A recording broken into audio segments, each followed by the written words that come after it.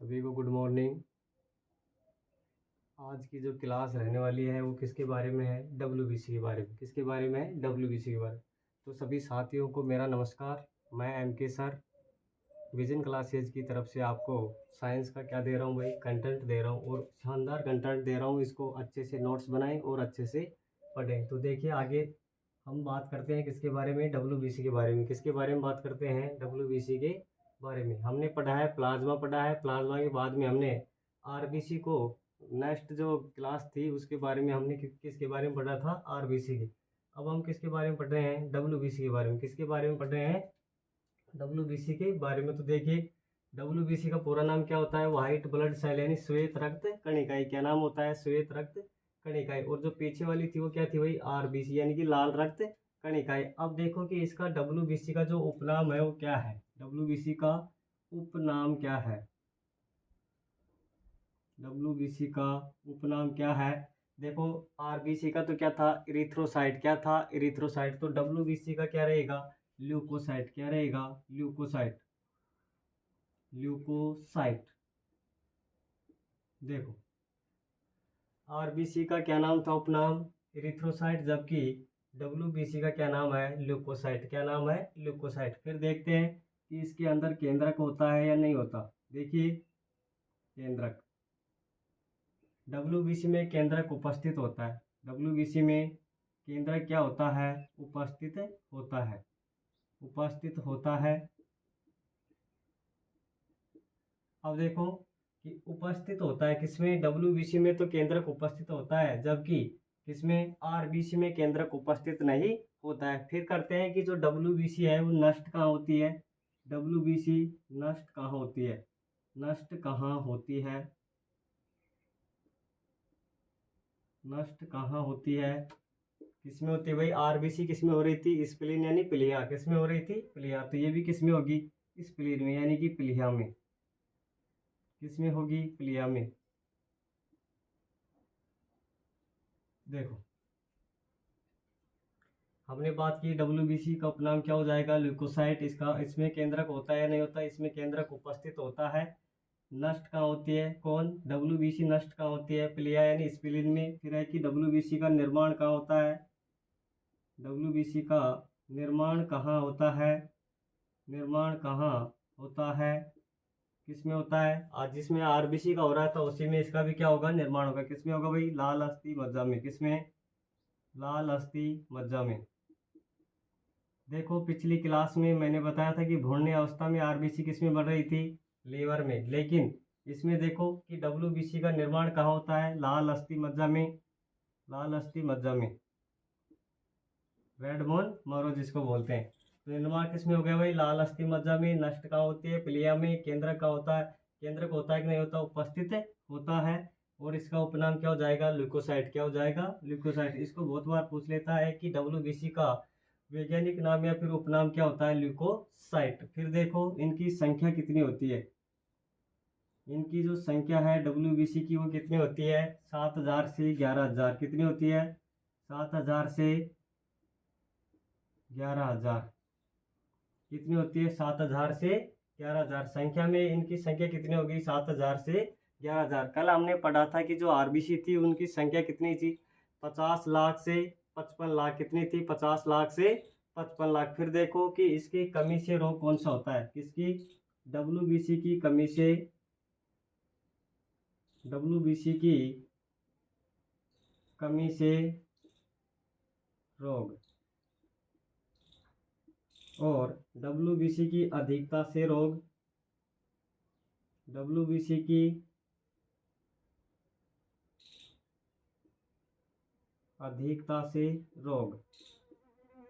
देखिए कल हमने चर्चा की थी कि आरबीसी की, किसकी चर्चा की थी? आरबीसी की। आरबीसी की अगर मनुष्य में कमी हो गई तो कौन सा रोग हो रहा था?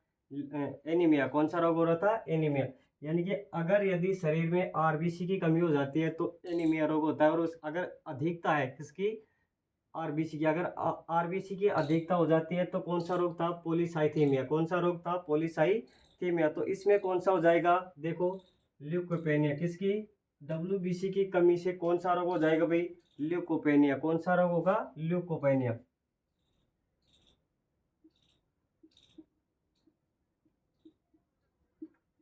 ल्यूकोपेनिया। देखो WBC की कमी से ल्यूकोपेनिया रोग होता है। कौन सा होता है? ल्यूकोपेनिया। लेकिन WBC की अधिकता से क्या हो जाएगा? ल्यूकेमिया। देखो थोड़ा सा किसमें क्या है, झोल है, और इसको गलत नहीं करना है। देखिए WBC की कमी से ल्यूकोपेनिया, इसमें क्या आ रहा है? पेनिया। क्या आ रहा है? पेनिया। और इसमें ल्यूकेमिया। क्या आ रहा है? ल्यूकेमिया। तो याद रखना, गलत मत कर बैठना कि WBC की अधिकता से रोग तो कौन सा है? ल्यूकेमिया। और WBC की कमी से कौन सा है? ल्यूकोपेनिया। कौन सा है? ल्यूकोपेनिया। अब देखो ल्यूकोसाइटोसिस भी बोलते हैं किसको? ल्यूकोसाइटोसिस किसको बोलते हैं? अधिकता से, यानी ल्यूकोपेनिया, या फिर क्या बोल सकते हैं? ल्यूकोसाइटोसिस। ल्यूकोसाइटोसिस।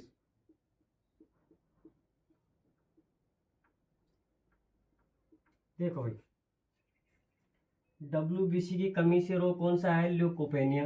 WBC की अधिकता से, यानी कि अगर इसकी संख्या ज्यादा हो जाती है तो या तो ल्यूकोपेनिया होगा। अब देखो या ऐसे भी देख सकता है कि अति, यानी कि कम से भी कम, बहुत ज्यादा कम हो जाने पर कौन सा होता है? ल्यूकेमिया। कौन सा होता है? ल्यूकेमिया। इसको क्या बोल सकते हैं? Blood cancer. क्या बोल सकते हैं? Blood cancer.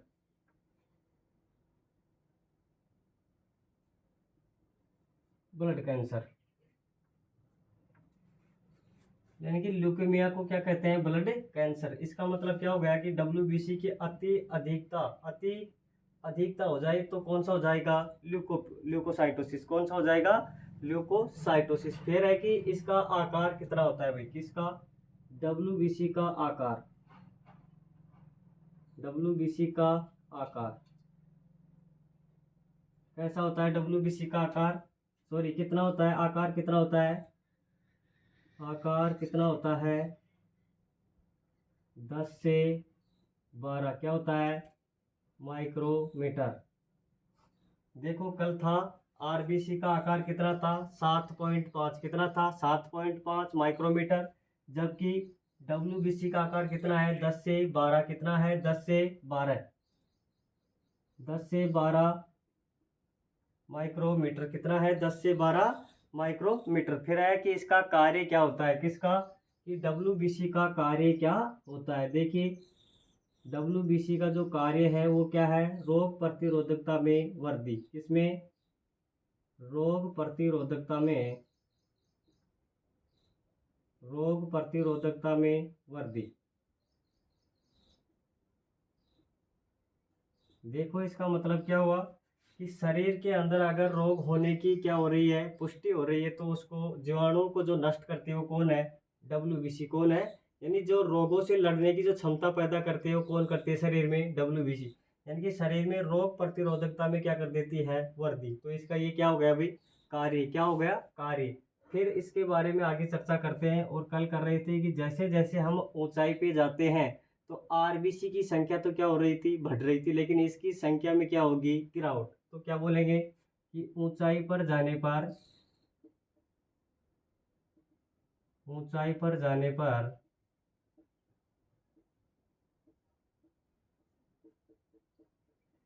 WBC की संख्या में कमी आती है, संख्या में कमी आती है, जबकि आकार में वृद्धि होती है, वृद्धि होती है। इसका मतलब देखो RBC का जस्ट क्या होता है? उल्टा। तो RBC में तो क्या हो रहा था कि जैसे जैसे ऊंचाई पे जा रहे थे RBC की भी संख्या क्या हो रही थी? बढ़ रही थी, और उसका आकार क्या हो रहा था? घट रहा था। लेकिन इसमें क्या हो गया? उसका उल्टा हो गया कि ऊंचाई पे जाने पर WBC की संख्या में तो क्या होती है? कमी। संख्या में तो क्या होगी? कमी। और उसके आकार में क्या होगी? वृद्धि। उसके आकार में क्या होगी? वृद्धि। अब देखो कि नीचे नोट डाल के लिखो, नोट डाल के लिखेंगे कि एड्स रोग में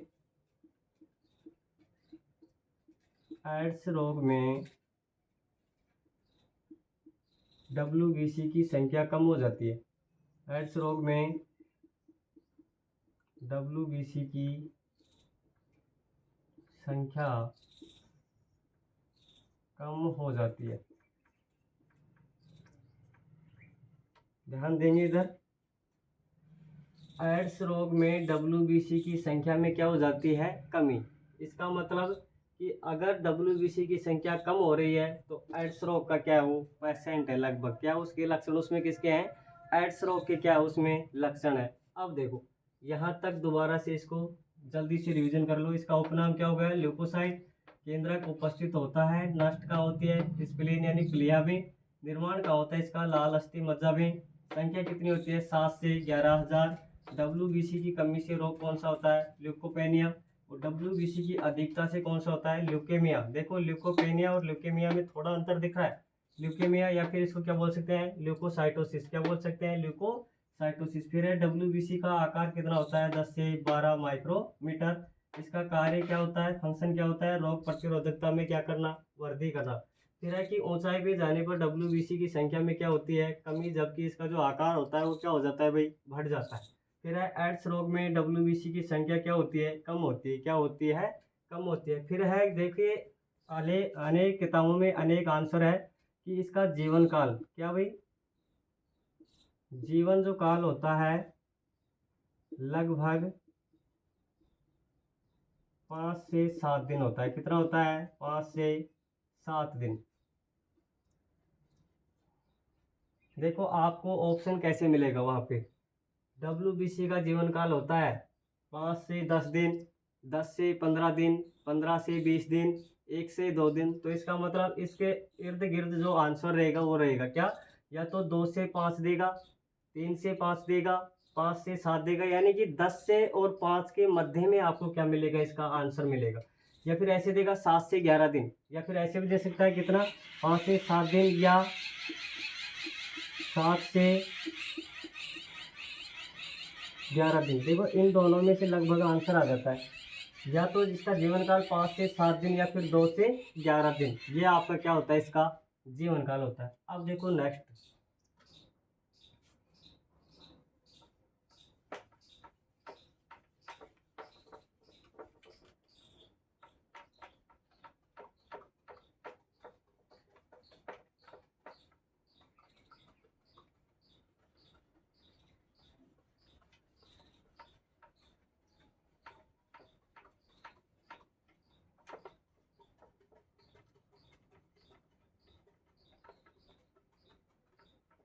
RBC का जीवन काल लगभग पूछता है कितना होता है, 120 दिन। पीछे का रिवाइज करो भाई, RBC का जीवन काल कितना होता है, 120 दिन। उपनाम क्या था, इरिथ्रोसाइट। उनकी संख्या कितनी थी, 50 लाख से 55 लाख, या फिर मिलियन में बोले तो 5 से 5.5 मिलियन। देखिए अब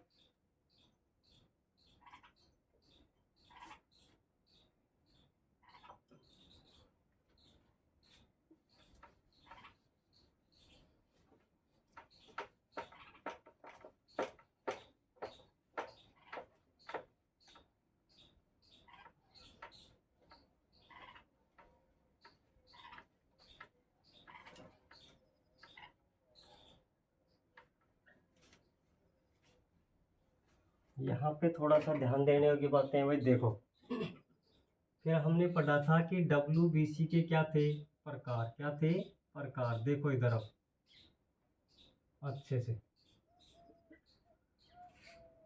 एक तो कौन सी थी, कणिका में। कौन सी थी, कणिका में। और एक कौन सी है भाई, अकणिका में। कौन सी है, अकणिका में।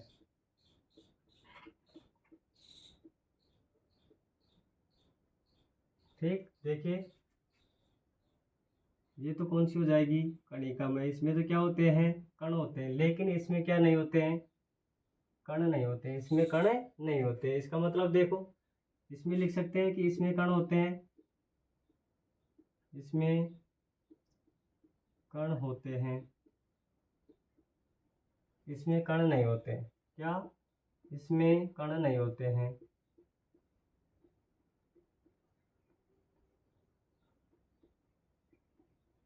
देखो एक तो कौन सी हो गई कणिका में, एक कौन सी हो गई अकणिका में। अब अगर इंग्लिश में बात करें तो इसको क्या बोल सकते हैं, कणिका में को क्या बोलते हैं, ग्रेनुलोसाइट। क्या बोलते हैं, ग्रेनुलोसाइट।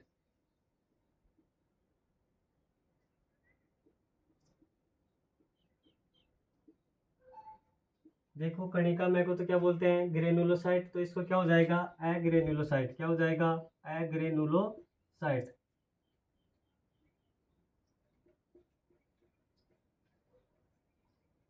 एग्रेनुलोसाइट लगभग कई बार ये देता है भाई, ग्रेनुलोसाइट। समझ गए ना। तो अब देखो इसके भी क्या हो जाएंगे अब प्रकार, किसके, कणिका में जो है इसके भी क्या है, प्रकार है। क्या है भाई, कणिका में के भी क्या है, प्रकार। कितने प्रकार हैं, 3 प्रकार। कितने प्रकार हैं, 3 प्रकार। और वो 3 प्रकार कौन कौन से हैं, एक तो कौन सा है एसिडोफिल, दूसरा कौन सा है बेसोफिल, और तीसरा कौन सा है न्यूट्रोफिल। कौन सा है, न्यूट्रोफिल।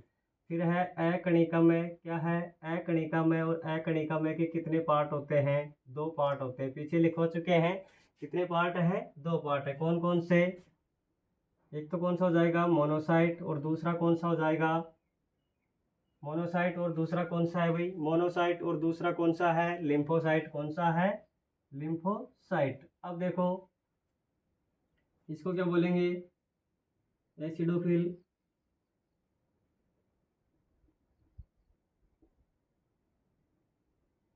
या इओसिनोफिल, या फिर इओसिनोफिल।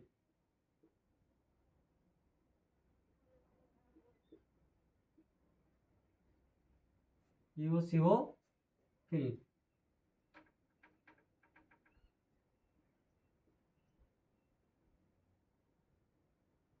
इसका क्या नाम है, बेसोफिल।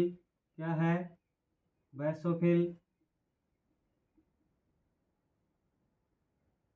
ये क्या हो जाएगी, न्यूट्रोफिल। कौन सी हो जाएगी, न्यूट्रोफिल।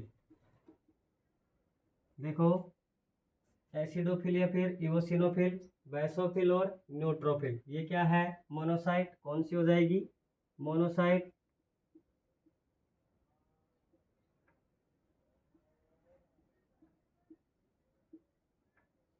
और लिम्फोसाइट। और कौन सी हो जाएगी, लिम्फोसाइट।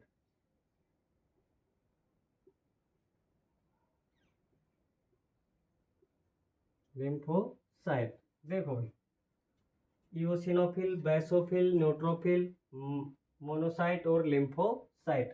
कौन सी हो जाएगी, लिम्फोसाइट। फिर देखो इसमें जो बात आती है वो क्या है, सबसे ज्यादा संख्या में कौन सी होती है, कौन सी होती है संख्या में सबसे ज्यादा।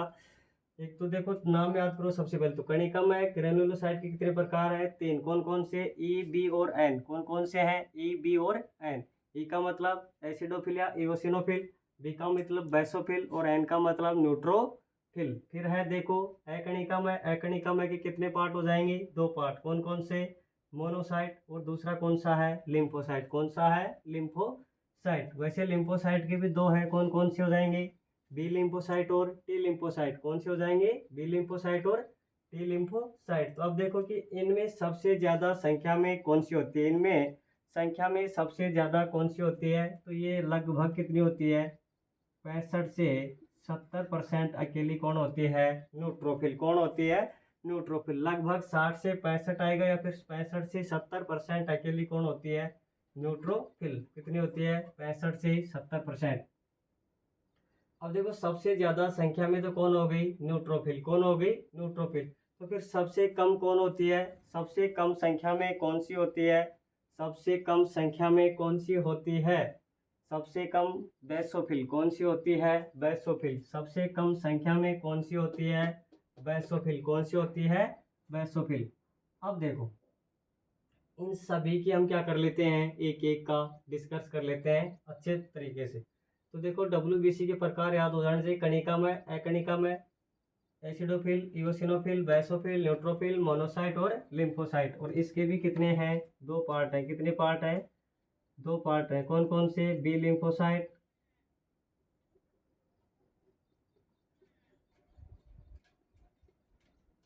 और टी लिम्फोसाइट। कौन कौन से हो जाएंगे, टी लिम्फोसाइट।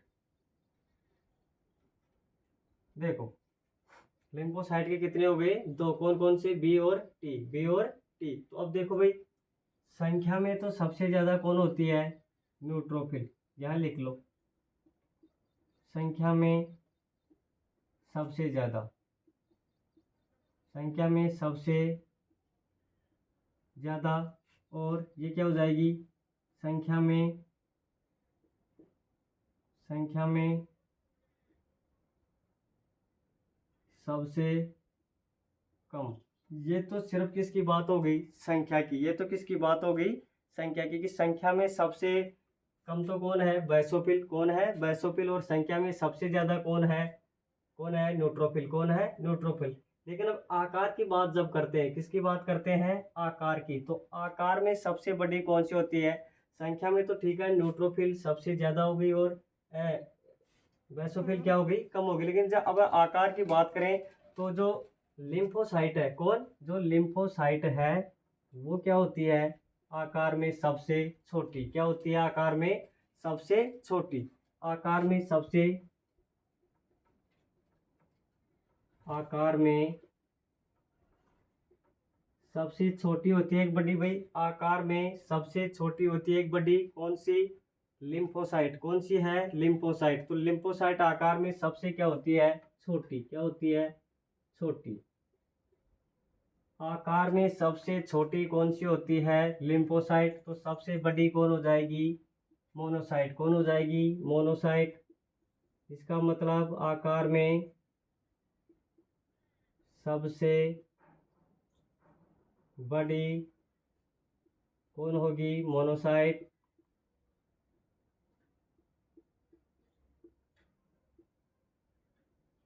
मोनोसाइट। तो देखो, आकार यानी कि उसका जो साइज है उसमें सबसे छोटी तो कौन सी है? लिम्फोसाइट। कौन सी है? लिम्फोसाइट। और सबसे बड़ी कौन सी है? मोनोसाइट। कौन सी है? मोनोसाइट। अब देखो, ये छोटी क्यों होगी? याद कैसे रखेंगे? सबसे पहले एल आता है या एम? जब हम ABCD बोलते हैं तो एल एम आता है, यानी पहले कौन आता है? एल। तो अगर पहले कोई व्यक्ति आया होगा तो बुढ़ापा में क्या हो जाता है? नीचा हो जाता है। नीचा होके चलता है, इसका मतलब वो क्या हो गया? छोटा हो गया ना। यानी कि सबसे पहले, पहले कौन आया? एल। और पहले आने की वजह से उसमें क्या आ गया? बुढ़ापा। और बुढ़ापा आने की वजह से ये क्या हो गया? व्यक्ति नीचा। इसका मतलब ये क्या हो गया? बीच में से मुड़ गया ना। तो इसका मतलब ये तो क्या हो जाएगा? छोटा। और बड़ा कौन रह जाएगा? एम। कौन रह जाएगा? M N. ये बाद में आया है लेकिन ये ग्रोथ करके इससे क्या हो गया? बड़ा। क्या हो गया? बड़ा। तो आकार में बड़ा कौन होगा? आकार में बड़ी कौन होती है? मोनोसाइट। और छोटी कौन होती है? लिम्फोसाइट। इसमें देखो कि EBN है, तो इसमें देखो जो न्यूट्रोफिल है, कौन है? न्यूट्रोफिल। संख्या में न्यूट्रोफिल क्या है? एन। जा सबसे क्या आ रहा है? ज्यादा नंबर पे। तो इसमें सबसे ज्यादा कौन हो रहा है? कौन हो रहा है भाई? संख्या में सबसे ज्यादा न्यूट्रोफिल। और संख्या में सबसे कम कौन है? सबसे कम कौन है? बैसोफिल। कौन है? बैसोफिल। अब देखो नेक्स्ट, या फिर यहीं पे नोट डाल के एक चीज लिख लो, मोनोसाइट। एम का मतलब क्या हो जाएगा? मोनोसाइट व लिम्फोसाइट। मोनोसाइट व लिम्फोसाइट। मोनोसाइट व, सॉरी, न्यूट्रोफिल। न्यूट्रोफिल व मोनोसाइट दोनों क्या होती हैं भाई? नोट डाल के नीचे लिख लेना कि न्यूट्रोफिल व मोनोसाइट दोनों जीवाणु का क्या करते हैं? भक्षण करते हैं। जीवाणुओं का भक्षण करती है। शरीर में जो बैक्टीरिया उत्पन्न होते हैं, बैक्टीरिया अपना क्या करते हैं? जीवन यापन करते हैं। कुछ बैक्टीरिया तो क्या होते हैं हमारे शरीर में? लाभदायक होते हैं। कुछ बैक्टीरिया क्या होते हैं? नुकसानदायक होते हैं। जैसे दही में जो लैक्टोबैसिलस क्या होते हैं? जीवाणु होते हैं। वो तो हमें क्या है? स्वास्थ्य के लिए क्या है भाई? अच्छे हैं, यानी कि हमारे लाभदायक है। लेकिन कुछ क्या होते हैं? नुकसानदेही। तो देखो, न्यूट्रोफिल और मोनोसाइट दोनों जीवाणु का क्या करती हैं? भक्षण। क्या करती हैं? भक्षण। अब देखो एक एक को अच्छे से पढ़ते हैं। और नेक्स्ट डालो, हेडिंग डालनी है।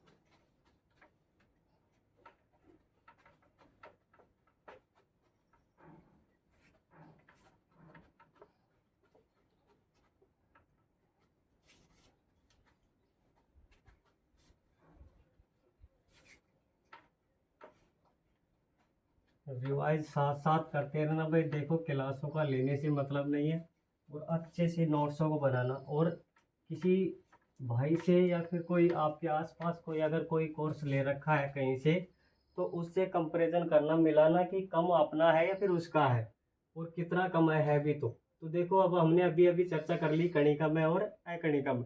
अब नेक्स्ट डालेंगे इओसिनोफिल। क्या डालेंगे? इओसिनोफिल, यानी कि इओसिनोफिल।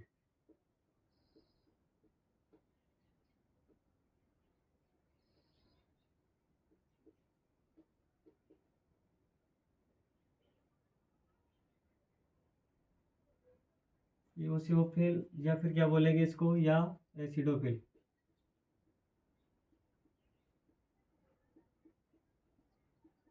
देखो ये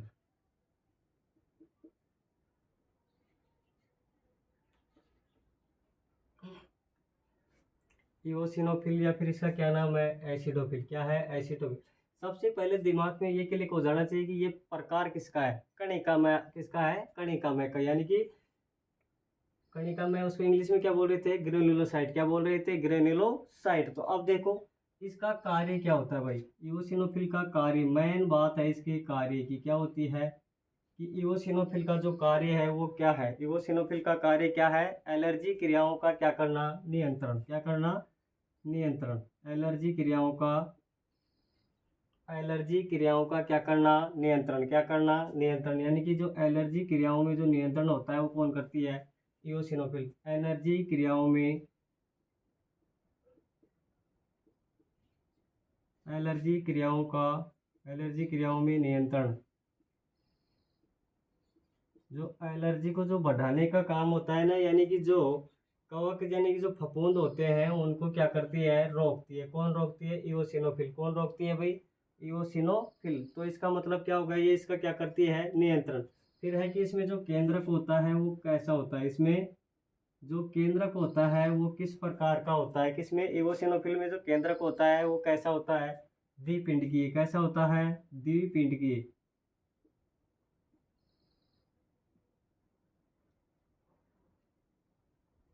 द्विपिंडकीय कितना होता है, द्विपिंडकीय कैसे होता है, देखो इधर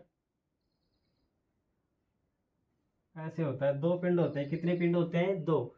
यानी कि केंद्रक कैसा हो गया, द्विपिंडकीय। कैसा हो गया? द्विपिंडकीय। किसमें? इओसिनोफिल में जो केंद्रक होता है कैसा हो गया, द्विपिंडकीय। कैसा हो गया? द्विपिंडकीय। अब है कि जो इओसिनोफिल है ये क्या काम करती है, इओसिनोफिल ये कणिका में, और क्या करती है, इओसिनोफिल का कार्य क्या हो गया, एलर्जी क्रियाओं में नियंत्रण। क्या हो गया? एलर्जी क्रियाओं में नियंत्रण। और ये केंद्रक कैसा होता है इसमें, द्विपिंडकीय। कैसा होता है? द्विपिंडकीय। ये कणिका में, सॉरी क्या है भाई, कार्य क्या हो गया इसका, एलर्जी क्रियाओं में नियंत्रण। सही है हाँ, कि इसका कार्य तो क्या हो गया, एलर्जी क्रियाओं में नियंत्रण। और इसका जो केंद्रक होता है कैसा होता है, द्विपिंडकीय। कैसा होता है? द्विपिंडकीय। फिर नेक्स्ट है बेसोफिल। कौन सा है? बेसोफिल। दूसरी कौन सी थी? बेसोफिल। देखो इधर बेसोफिल। तो बेसोफिल में है ना, जो देखिए कि जो इओसिनोफिल है इसमें एक लाइन और लिख सकते हैं क्या, कि इसके ऊपर अम्लीय, अम्लीय अभिरंजकों का, या फिर इसको ऐसे लिखो, शुद्ध लाइन लिखो इसकी अच्छे से। देखो क्या लिख सकते हैं कि इओसिनोफिल ये अम्लीय, क्या, कि ये अम्लीय अभिरंजकों से, अभिरंजकों से अभिरंजित होती है। क्या होती है? अभिरंजित, अभिरंजित होती है, अभिरंजित होती है। इसका मतलब क्या हुआ, जो अम्लीय पदार्थ होते हैं उनसे प्रभावित होती है। कौन होती है भाई? इओसिनोफिल जो है ये अम्लीय अभिरंजकों से क्या होती है, अभिरंजित होती है। क्या होती है? अभिरंजित होती है। फिर लिखो बेसोफिल। कौन सी है? बेसोफिल। बेसोफिल। इसमें देखो, इसमें केंद्रक कितने था द्विपिंड की, कैसा था द्विपिंड की, तो इसमें केंद्रक कितना हो जाएगा, कितना हो जाएगा भाई, 3 पिंड की, कितना हो जाएगा, 3 पिंड की, 3 पिंड की कितना हो जाएगा, त्रिपिंड की या फिर 3 पिंड की, 3 पिंड की, 3 पिंड की है, कितना हो जाएगा, 3 पिंड की। याद रखना बैसोफिल में केंद्रक कैसा होता है, 3 पिंड की। फिर है देखिए, फिर क्या है इसमें कि केंद्र क्या हो गया, 3 पिंड की, और ये अम्लीय अभिरंजकों से क्या हो रही थी, अभिरंजित, तो ये किससे हो जाएगी, ये क्षारीय अभिरंजकों से, ये क्षारीय अभिरंजकों से, अभिरंजकों से अभिरंजित होती है, क्या होती है, अभिरंजित होती है। इसमें एक लाइन और लिख लेना क्या, कि ये क्या होती हैं, संख्या में सबसे ज़्यादा, क्या होती हैं, संख्या में सबसे ज़्यादा, संख्या में सबसे ज़्यादा होती है। कौन होती हैं, इओसिनोफिल जो होती है संख्या में क्या होती है, सबसे ज़्यादा, और ये संख्या में कैसी होती हैं, सबसे कम, संख्या में सबसे कम, संख्या में सबसे कम कौन होती हैं, बेसोफिल। कौन सी होती हैं, बेसोफिल जो होती हैं संख्या में सबसे क्या होती हैं भाई, कम होती हैं। तो देखो इसमें तो संख्या में सबसे ज़्यादा कौन होगी, एसिडोफिल, और संख्या में सबसे कम कौन होगी, बेसोफिल कौन होगी, संख्या में सबसे कम बेसोफिल, सॉरी सॉरी सॉरी, यहाँ नहीं आएगा भाई।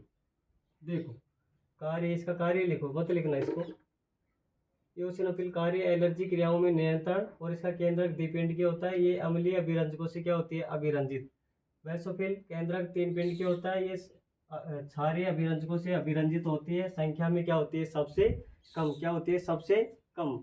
अब देखो बैसोफिल के क्या है, प्रकार है, क्या है, प्रकार है किसके, बैसोफिल के। तो अब उस बैसोफिल के प्रकारों को देखते हैं।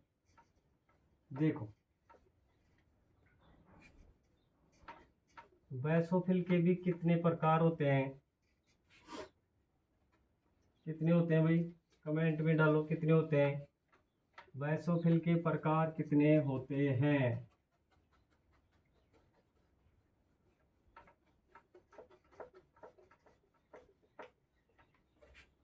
बैसोफिल के प्रकार कितने होते हैं, यानी कि जो बैसोफिल है,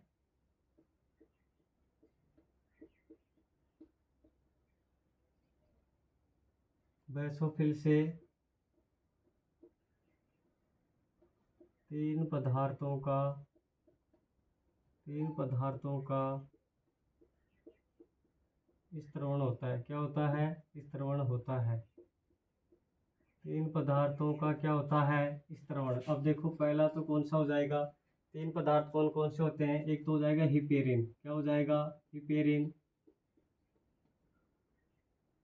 दूसरा कौन है, एक तो है हिपेरिन, दूसरा कौन है, हिस्टामिन, कौन सा है, हिस्टामिन, हिस्टामिन। और तीसरा कौन सा है, सेरोटोनिन, कौन सा है, सेरोटोनिन, सेरोटोनिन। देखो बैसोफिल से 3 पदार्थों का क्या होता है, स्त्रवण होता है, कौन कौन से, हिपेरिन, हिस्टामिन और सेरोटोनिन, और सेरोटोनिन। देखो थोड़ी देर में पानी पी के आता हूँ।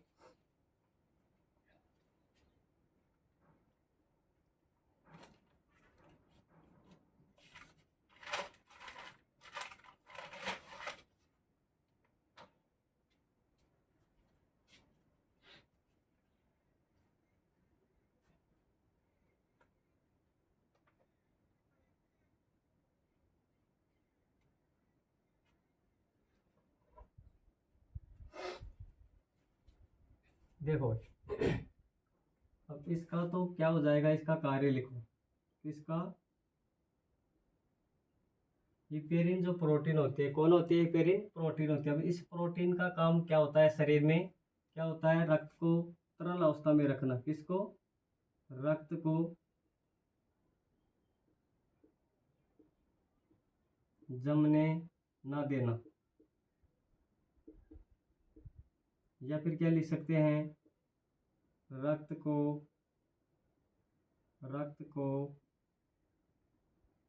तरल अवस्था में, रक्त को तरल अवस्था में बनाए रखना। समझ रहे हो ना। देखो कितनी भी सर्दी पड़े लेकिन हमारा रक्त क्या नहीं होता है भाई, जमता नहीं। क्यों नहीं जमता है, ये हिपेरिन प्रोटीन इसको क्या नहीं होने देती है, जमने नहीं देती है। तो रक्त को जमने ना देना या फिर रक्त को तरल अवस्था में बनाए रखना, ये किसका काम हो गया, हिपेरिन का। किसका काम हो गया, हिपेरिन का। हिपेरिन एक प्रोटीन है जो शरीर के अंदर क्या काम करती है, रक्त को किस में बनाए रखती है, तरल अवस्था में। किस में बनाए रखती है, तरल अवस्था में। फिर है हिस्टामिन। हिस्टामिन क्या करती है कि एलर्जी क्रियाओं के दौरान इसमें क्या हो जाती है, वृद्धि। क्या लिखे भाई, जो एलर्जी होती है, क्या, एलर्जी क्रियाओं में, एलर्जी क्रियाओं में इसमें वृद्धि होती है। जब शरीर में एलर्जी हो जाती है तो किसकी संख्या बढ़ जाती है, हिस्टामिन की। किसकी संख्या बढ़ जाती है, ये हिस्टामिन अपनी संख्या में क्या कर लेती है, वृद्धि कर लेती है। यानी कि संख्या के एलर्जी क्रियाओं में इसमें वृद्धि होती है। क्या होती है, वृद्धि होती है। किस में होती है, हिस्टामिन में वृद्धि होती है।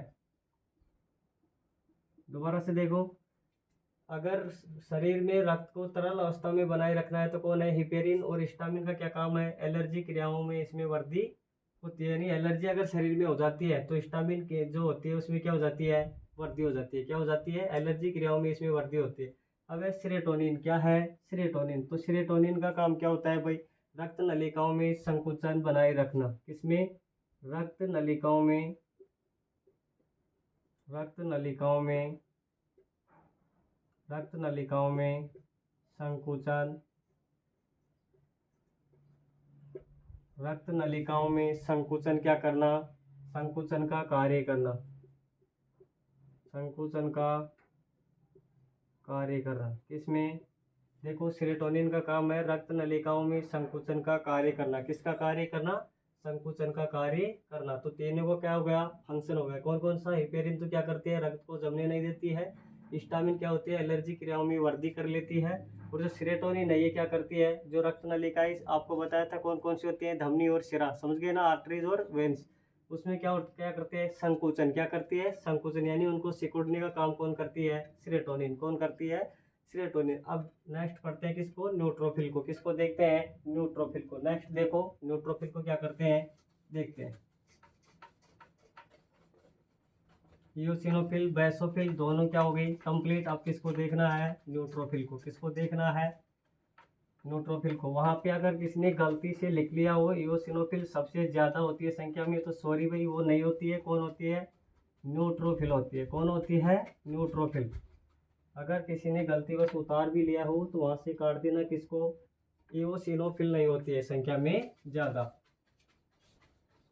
तो कौन होती है, सबसे कम कौन होती है, बेसोफिल। कौन सी होती है, बेसोफिल संख्या में क्या होती है, सबसे कम। क्या होती है, सबसे कम संख्या में कौन होती है, बेसोफिल। तो सबसे ज्यादा कौन हो गई, न्यूट्रोफिल। कौन होगी, न्यूट्रोफिल। देखो आप न्यूट्रोफिल,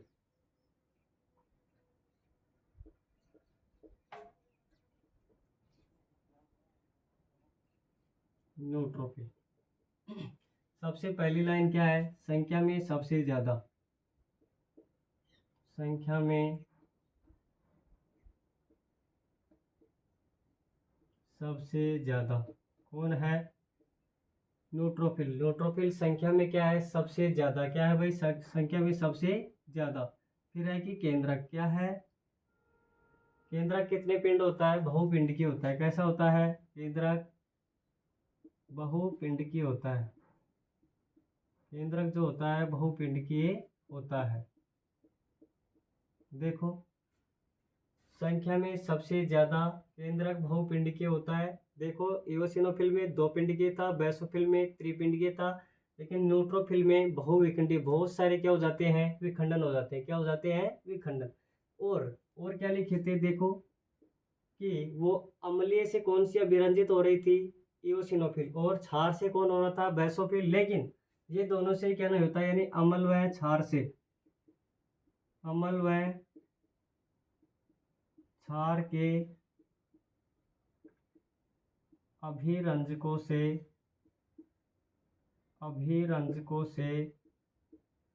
अभिरंजित नहीं होती,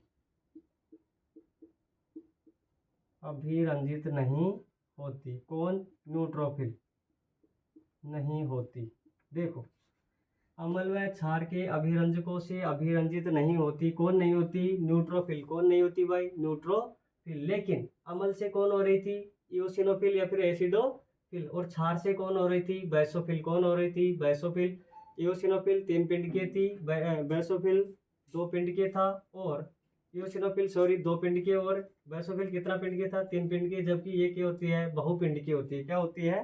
बहुपिंड की होती है। अब देखो, इस पर अम्ल व क्षार का कोई प्रभाव नहीं पड़ता, यानी ये न्यूट्रोफिल जो है उस पर अम्ल व क्षार का क्या नहीं होता है? कोई प्रभाव नहीं पड़ता। इसी कारण से, इस कारण से कि इसमें संख्या बहुत ज़्यादा होती है, इस कारण से, इस संख्या ज़्यादा होने के कारण से, संख्या ज़्यादा होने के कारण से क्या बोल सकते हैं इसको? संख्या ज़्यादा होने के कारण से रक्त का छोटा पुलिसमैन कहते हैं। रक्त का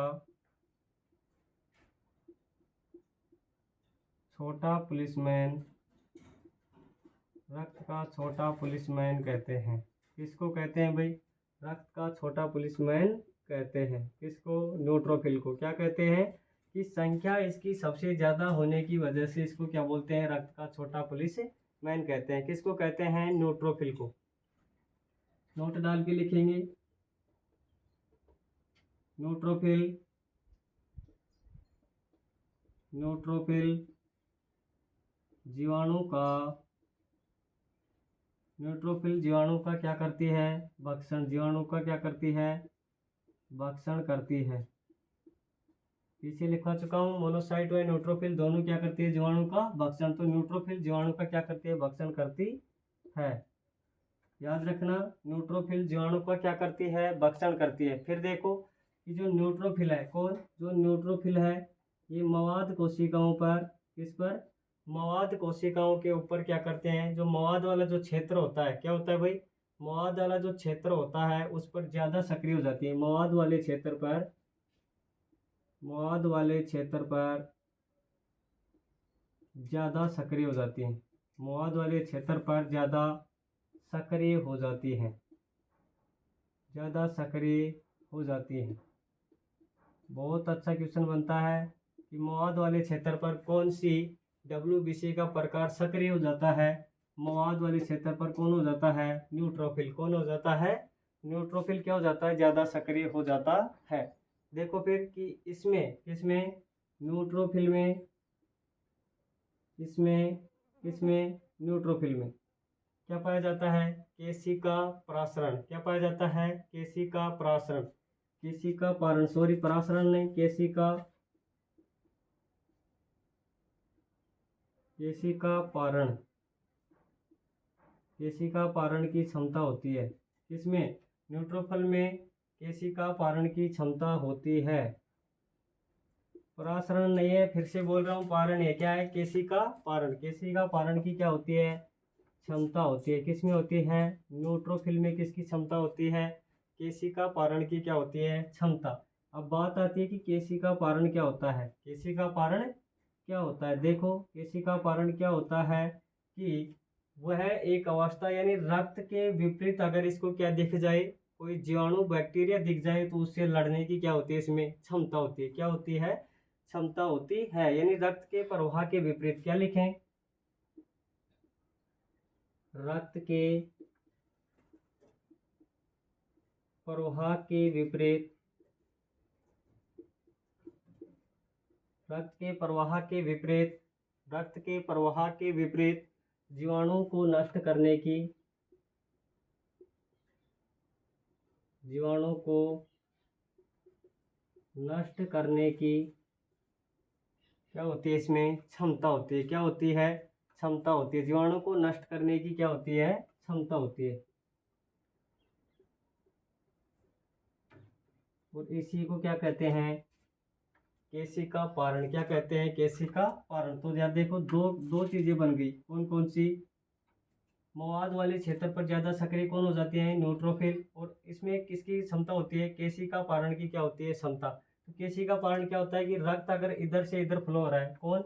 अगर रक्त इधर से इधर फ्लो हो रहा है और इस न्यूट्रोफिल को अगर पीछे कहीं भी गलती से भी दिख गया, कौन? बैक्टीरिया, तो इससे लड़ने की इसमें क्या होती है? क्षमता होती है। क्या होती है भाई? क्षमता होती है। यानी केशिका पारण की क्षमता क्या होती है? रक्त के प्रवाह के विपरीत कौन दिख जाए? बैक्टीरिया दिख जाए, उससे लड़ने की जो क्षमता पैदा होती है उसमें, उसी को क्या कहते हैं? न्यूट्रोफिल। क्या कहते हैं?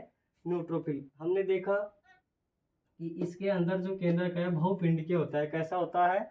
बहुपिंडकीय होता है। अब देखो नेक्स्ट, केंद्रक की आकृति कैसी होती है? केंद्रक की जो बहुपिंडकीय तो होता है, लेकिन आकृति कैसी होती है? आकृति देखो, आकृति कैसी हो जाएगी? घोड़े के नाल के समान। किसके समान? घोड़े के नाल के समान। जो घोड़े की नाल होती है ना, उसके समान क्या होती है? बहुपिंड की तो होता है, यानी पिंड की तो बहुत होते हैं, लेकिन उसकी आकृति कैसी होती है? घोड़े के नाल के समान। कैसे होते हैं? घोड़े के नाल के समान। किसकी आकृति होती है? न्यूट्रोफिल के केंद्रक की आकृति कैसी होती है? घोड़े के नाल के समान। घोड़े के नाल के समान किसकी आकृति होती है? घोड़े के नाल के समान किसकी होती है? न्यूट्रोफिल की। अब नेक्स्ट चलते हैं किसके ऊपर? मोनोसाइट पे। किस पे चलते हैं? मोनोसाइट पे। तो नेक्स्ट डालेंगे मोनोसाइट।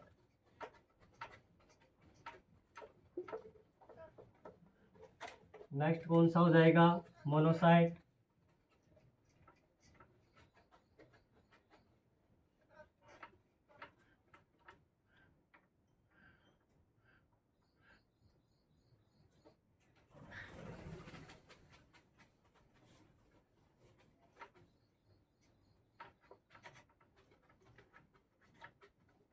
देखो भाई, क्लासें बहुत अच्छी दे रहा हूँ और अच्छे से पढ़ना। आप तो इनको अच्छे से पढ़ो। एक भी अगर क्वेश्चन जाता है, जिस टॉपिक को कराऊंगा उससे एक भी क्वेश्चन क्या नहीं होगा? बाहर नहीं जा सकता। एक भी क्वेश्चन नहीं होगा बाहर से, ठीक है ना? तो नेक्स्ट डालेंगे क्या?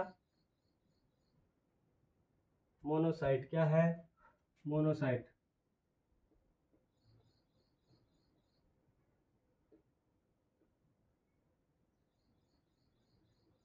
देखो मोनोसाइट,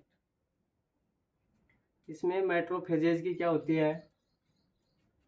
इसमें इसमें किसकी क्षमता होती है? मैट्रोफेजेज की। किसकी क्षमता होती है भाई? मैट्रोफेजेज का भक्षाणु भी पाया जाता है इसमें। मैट्रोफेजेज, इसमें मैट्रोफेजेज की क्रिया होती है।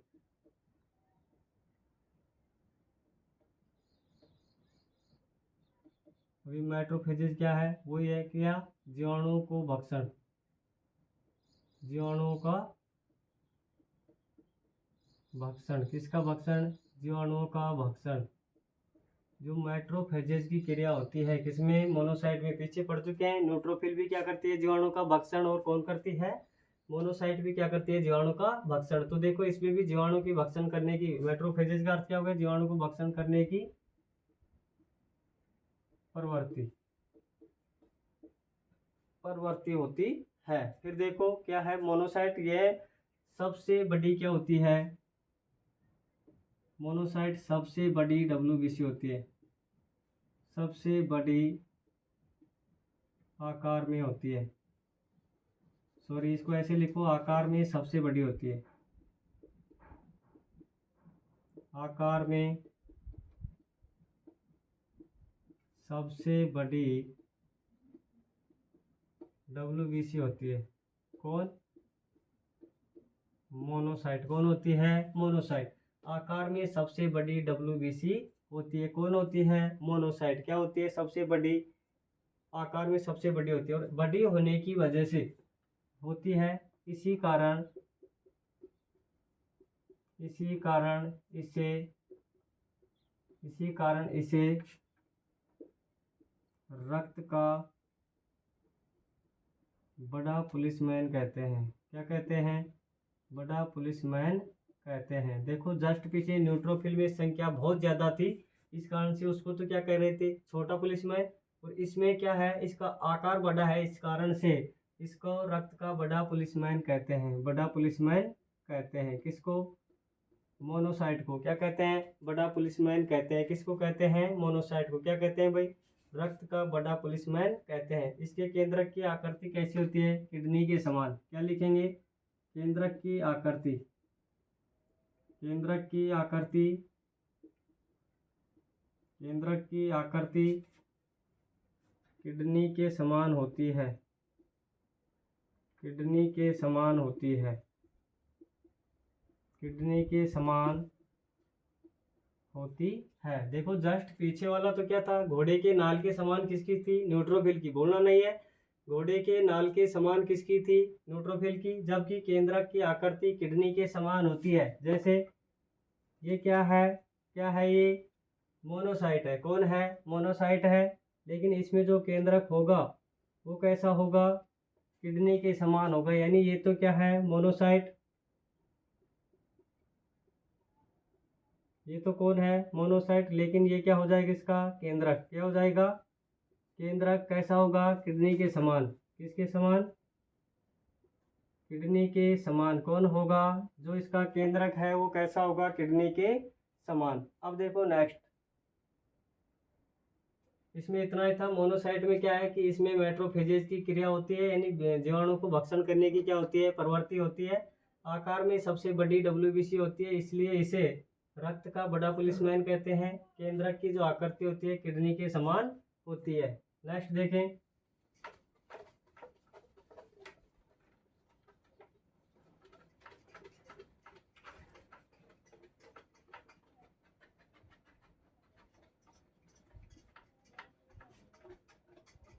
नेक्स्ट कौन सा है भाई, लिम्फोसाइट। कौन सा है, लास्ट जो बचा है इसमें कौन बच रहा है, लिम्फोसाइट। कौन है, लिम्फोसाइट। तो लिम्फोसाइट में देखो,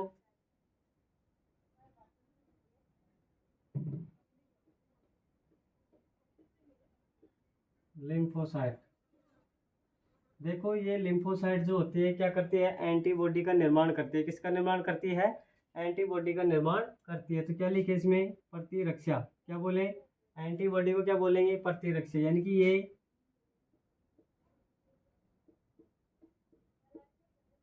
प्रतिरक्षा क्या लिखेंगे, एंटीबॉडी।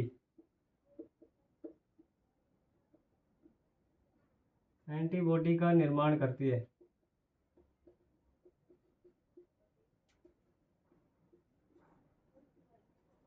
देखो लिम्फोसाइट क्या काम करती है, ये प्रतिरक्षा यानी एंटीबॉडी का क्या करती है, निर्माण करती है। ये सबसे छोटी होती है, आकार में सबसे छोटी, आकार में सबसे छोटी डब्ल्यूबीसी होती है। डब्ल्यूबीसी होती है, यानी आकार में सबसे छोटी क्या होती है, डब्ल्यूबीसी होती है। आकार में सबसे छोटी डब्ल्यूबीसी कौन सी होती है, लिम्फोसाइट। कौन सी होती है, लिम्फोसाइट। ये प्रतिरक्षा यानी एंटीबॉडी का क्या करती है, निर्माण करती है। क्या करती है, निर्माण। अब इसके भी क्या है भाई, दो प्रकार है। कितने प्रकार है, लिम्फोसाइट के दो प्रकार है। कितने हैं, लिम्फोसाइट के, लिम्फोसाइट के दो प्रकार होते हैं। कितने प्रकार होते हैं, दो प्रकार होते हैं। तो पहला तो कौन सा हो जाएगा, बी लिम्फोसाइट या फिर टी लिम्फोसाइट। कौन कौन से, टी लिम्फोसाइट। और दूसरा कौन होगा, बी लिम्फोसाइट,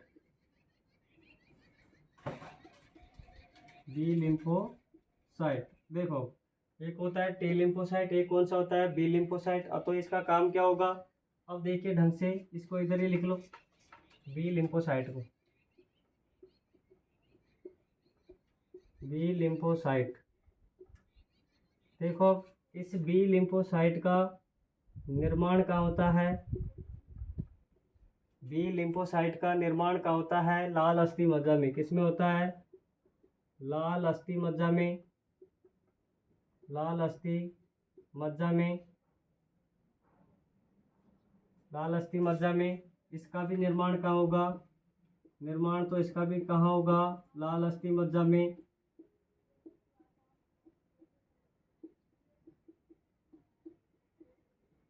लाल अस्थि मज्जा में। लेकिन जो मेन है इसका याद क्या रखना है उसके बारे में देखो कि इसका जो परिपक्वन होता है, क्या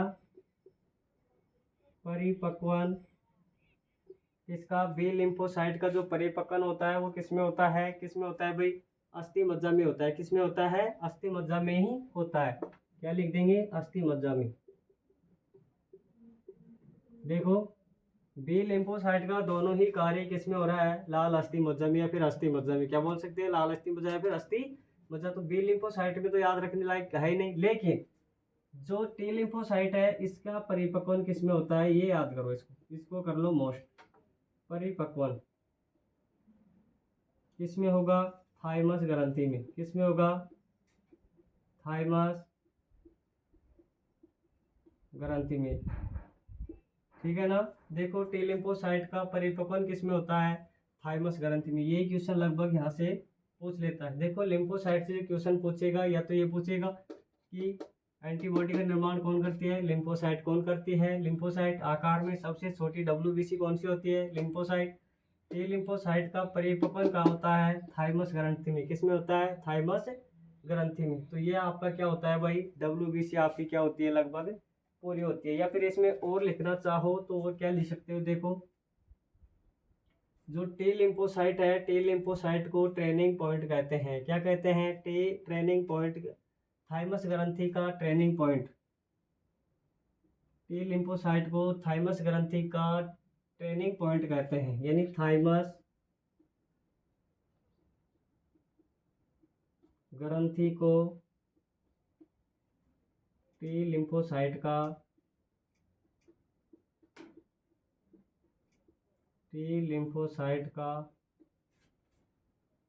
ट्रेनिंग पॉइंट कहते हैं। क्या कहते हैं, ट्रेनिंग पॉइंट कहते हैं।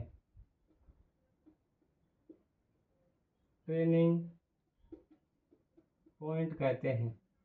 किसको कहते हैं भाई, जो टी लिम्फोसाइट है उसको थाइमस ग्रंथि का क्या कहते हैं, क्या कहते हैं, ट्रेनिंग पॉइंट कहते हैं। क्या कहते हैं, ट्रेनिंग पॉइंट कहते हैं। HIV वायरस के कारण एड्स रोग में WBC की क्या हो जाती है, कमी, जो हम पीछे क्या कर चुके हैं, पढ़ चुके हैं। क्या कर चुके हैं, पढ़ चुके हैं। तो अब देखो आपकी WBC क्या होती है, कंप्लीट होती है। क्या होती है, कंप्लीट।